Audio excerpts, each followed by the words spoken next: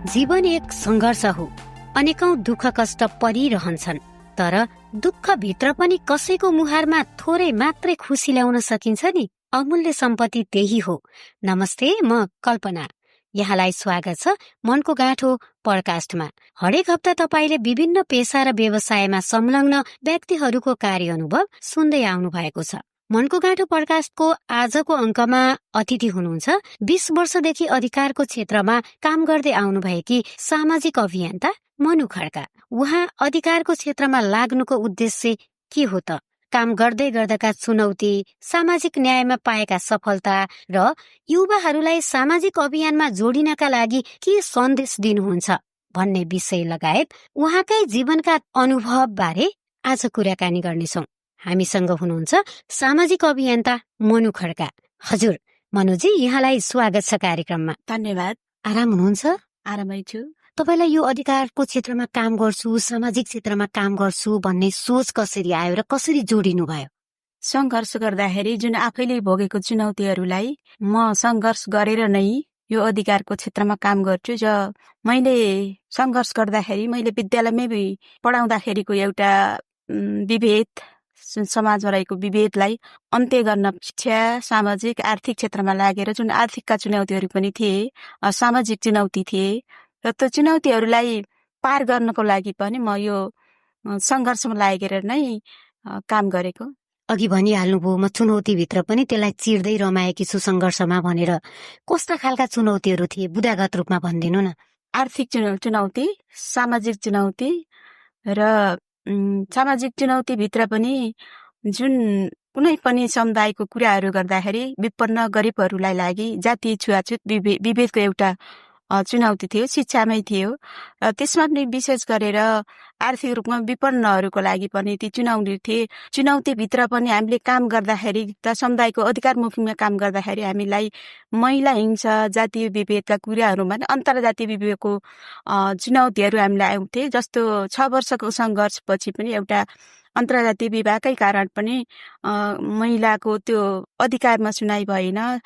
जिल्ला प्रशासन कार्यालयदेखि लिएर हरेक अदालतसम्म पनि स्थानीय पालिकाबाट पनि अन्तर्जातीय विवाह गरेकै कारण दलित र गैरदलित बीचको जातीय विवादका लागि जुन एउटा अलपत्र पारिएकी महिला जुन अन्तर्जातीय विवाहबाट पनि नागरिकताको पाउनका लागि उनको अधिकारको लागि नियमित लड्दा 6 वर्षसँग सङ्घर्ष गर्दाखेरि त्यसमा धेरै थ्रेटहरू आए। जस्तो जिल्ला प्रशासन कार्यालयबाट पनि त्यस्ता किसिमका थ्रेटहरू आए कि जुन प्रशासनसम्म क्रममा हामीहरू समग्र मिडियाहरू अनि त्यसमा पनि दलित अधिकार कर्मीहरूभित्र पनि फेडरल संस्थाले एउटा अभियानलाई कन्टिन्यू साथ दिएको कारणमा त्यहाँ धेरै हामीलाई चुनौतीहरू हुन्थे। जस्तो एउटा दलित महिला भएको कारण पनि उसलाई एउटा सिफारिस पत्र पाउन गाह्रो, कुनै पनि ठाउँमा उसका कुरा झट्ट नसुनिने। सुरुको चरणमा जुन पहिलो वर्षको चरणमा पनि त्यो चुनौतीहरू हामीले प्रशासनमा लडाईको सम्म हामीले चुनौती भोग्नु परेको। तिम्रो निधारमा दलितै लेखिएको भन्ने खालका अभिव्यक्ति कुराहरूसम्म गाउँपालिकाको अध्यक्षसम्म एउटा सिफारिस नदिएको त्यो एउटा घटना नै छ। विवाहको बारेमा त त्यो भयो अन्तर्जातीय, अरू यो छुवाछुतको बारेमा हुन्छ नि, सार्वजनिक ठाउँमा छुन नदिने कुराहरू, त्यस्ता घटनाहरू छन्। त्यसमा त विशेष गरेर मैले विद्यालयमै पढाउँदाखेरि पनि समग्र शिक्षकहरूसँग पनि सँगै बसेर नास्ताहरू खान नपाउने कुराहरू थिए। विद्यालयबाट नै हामीलाई बिना जानकारी स्कुलबाट निकालिएको घटना पनि म आफै भोगेको लाग्छ। सङ्घर्ष गर्दा गर्दै पनि स्कुलमा पढ्ने विद्यार्थीहरूलाई, दलितकै विद्यार्थीलाई नि शिक्षकहरूले राम्रोसँग नपढाउने र यो कुराहरू गर्दा गर्दै अब हामी यो अभियानमा हिँड्दै गर्दा पनि अहिले मात्रै मैले भर्खरै पनि भोगेको समस्या छ। दलित शब्द हटाऊ भन्ने कुनै एउटा स्कुलमा कार्यक्रम गर्न गइयो। जाँदाखेरिको अवस्थामा यो दलित शब्द हटाऊ, गैरदलित अभिभावक बल्ल आउनुहुन्छ, यो शब्दले त तपाईँहरूको दलितका अभिभावक मात्र यो कार्यक्रममा आउनुहुन्छ, दलित शब्द हटाउनु पर्छ भन्ने स्कुलकै प्रभावबाट पनि भर्खरै मात्रै पनि यो सङ्घर्ष अझै हामी गर्दाखेरि त्यस्ता हामीलाई चुनौतीहरू अझै पनि। काम गर्दै जाँदाखेरि खुसी त तपाईँ पक्कै हुनु भएको छ चुनौतीका बावजुद पनि। त्यो खुसी तपाईँलाई कति बेला हुन्छ? यो खुसी भनेको म एउटा सङ्घर्ष गरेर यहाँसम्म आउँदा त सर्वप्रथम मेरा गैरदलित सहकर्मी, मिडियाहरूबाट, हरेक सामाजिक सङ्घ संस्थाबाट, सरकारवाला स्टेक होल्डरहरूसँग एउटा कोअर्डिनेसन गरेर काम गर्नुपर्दा आफ्नो एउटा आफ्नो पहिचान बनाउन सफल भएको र यसमा खुसी के लाग्छ भने जति पनि हाम्रो मैले सङ्घर्षको बाटो गरेका जुन पढ्न नपाएका विद्यार्थीहरूले विदेशमा गएर पढेका छन्, जागिर पाएका छन्, जस्तो शिक्षाकै कुरा गर्दा पनि एउटै विद्यार्थीलाई पढ्नको लागि यो अभियानबाटै एउटा सामाजिक क्षेत्रमा काम गरेर हामी मबाट नै अथवा हाम्रो संस्थाबाट अभियानका कार्यक्रमले शिक्षामा उसको पढ्ने अधिकार हुनुपर्छ भन्ने विषयमा नि कतिपय सरकारी जागिर खाएर पनि उनीहरू आफ्नो एउटा क्यापेसिटी बिल्डिङ गरेर आफ्नो नेतृत्व विकास गरेर रोजगारीमा रमाएका छन्।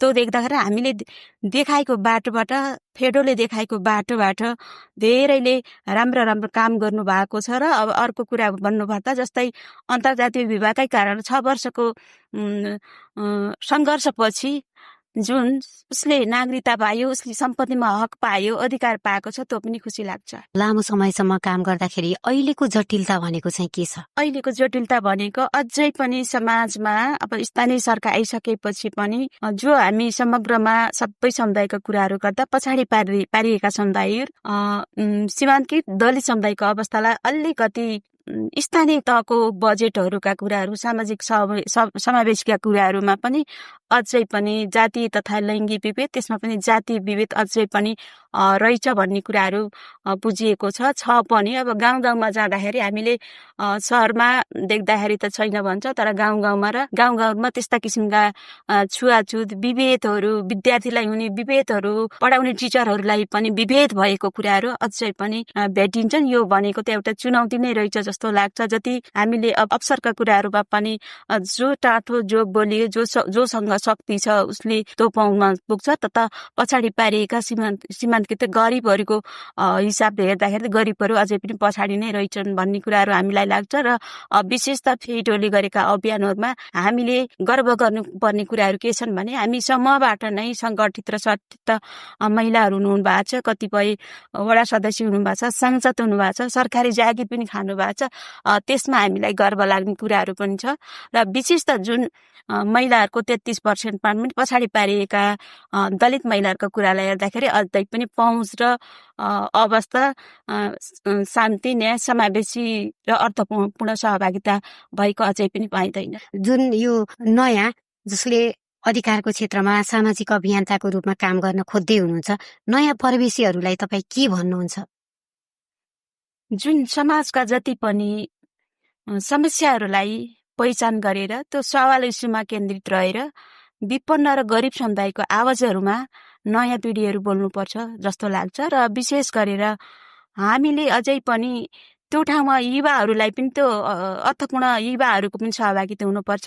अभियानहरूलाई त्यो एउटा मार्गदर्शन गर्ने कुनै पनि सामाजिक क्षेत्रमा लागेकै हुनुपर्छ। र आफ्नै इच्छा शक्ति आफैमा पनि जागेर लाग्नुपर्छ जस्तो लाग्छ। जो मान्छेसँग स्रोतका कुरा हुन्छन्, स्रोत साधनका कुराहरूमा पनि जस्तो आर्थिक कुराहरूसँग जोडिएको हुनाले पनि कतिपय आफूमा भएको ज्ञान, सिप, कलाहरू, दक्षताहरूलाई पनि लुकाएर राखेको हुनुहुन्छ। कुनै न कुनै सामाजिक क्षेत्रमा पनि केही काम गर्नुपर्छ र सबैसँग कोअर्डिनेसन, समन्वय र सहकार्य गरेर काम गर्नुपर्छ भन्ने लाग्छ मलाई। आग्रह चाहिँ के छ तपाईँको? मेरो आग्रह त अबका युवाहरूलाई अभियानमा जोडिन आवश्यक छ कि छैन? अभियानमा जोडिने एकदमै आवश्यक। यो अभियान बिना त हामीले अधिकार प्राप्त गर्न सक्दैनौँ। अधिकारभित्र पनि कुन कुन अधिकारलाई हामीले प्राथमिकता राख्ने, मलाई नागरिकका आर्थिक सामाजिक सांस्कृतिक अधिकारका लागि युवाहरू एकदमै सचेत र सङ्गठित भएर लाग्नुपर्छ। अभियानका काम अब चाहिँदैनन्, धेरै भए अधिकारका कुरा भन्ने पनि सुनिन्छ नि स्थानीय सरकारमा जाँदाखेरि। अहिले त्यो साँच्चै पुगेको हो कि बाँकी छ? बाँकी छ। स्थानीय सरकारका कुराहरू त्यो सीमित वर्ग र सीमित समुदायलाई मात्रै दिएर पुगेर जुन पुर्याउनु पर्ने वर्ग हो, त्यो लक्षित, त्यो वञ्चितीकरणमा पारिएका वर्गहरूको त्यो स्थानीय स्रोतको साधन उहाँहरूको पहुँच छैन। अगाडि आउन चाहने महिलाहरू जो यति बेला घरभित्र पनि हुनुहुन्छ, अधिकारबाट वञ्चित हुनुहुन्छ, उहाँहरूलाई के भन्नुहुन्छ तपाईँको अनुभवको आधारमा? उहाँहरूलाई त हामी सामाजिक सङ्घ संस्थाबाट, सामुदायिक टोल विकास संस्थाबाट त्यो समूहमा पनि उहाँ सङ्गठित हुनुपर्छ। चेतनाको कमी छ।